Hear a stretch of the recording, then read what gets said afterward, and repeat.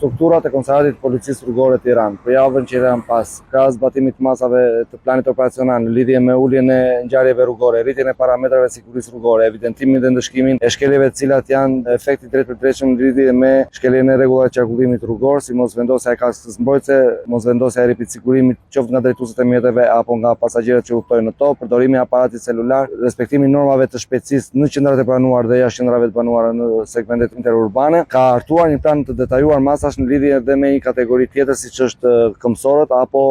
dhe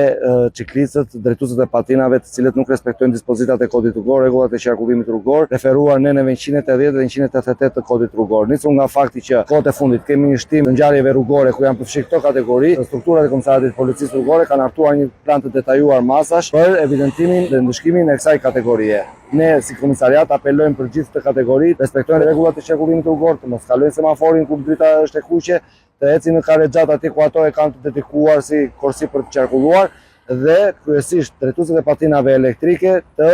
qarkullojnë në korsitë e dedikuara dhe jo të shkelin dispozitat e kodit rrugor, si shpesh ne kemi hasur kohët e fundit. Apelojmë për të gjithë përdoruesit e patinave elektrike dhe ciklistët që në ato segmente rrugore ku mungon korsi e dedikuar për lëvizjen e kësaj kategorie, duhet të qarkullojnë sipas dispozitave dhe NEN 180 dhe NEN 188 kodit rrugor në krahun ekstrem të karrexhatës në sens të kundërt me lëvizjen e mjeteve për të bërë të mundur parandalimin e ngjarjeve rrugore që të kenë mundësi të shohin mjetet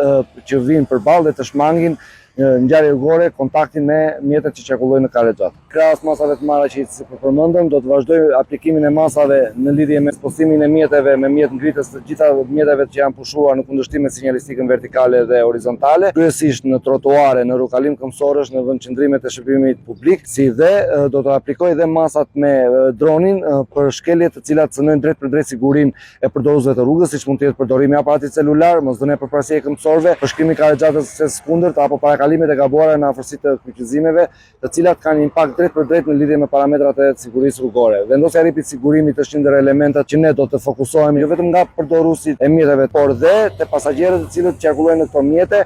pa vendosur ripat e sigurimit. Një apel që ne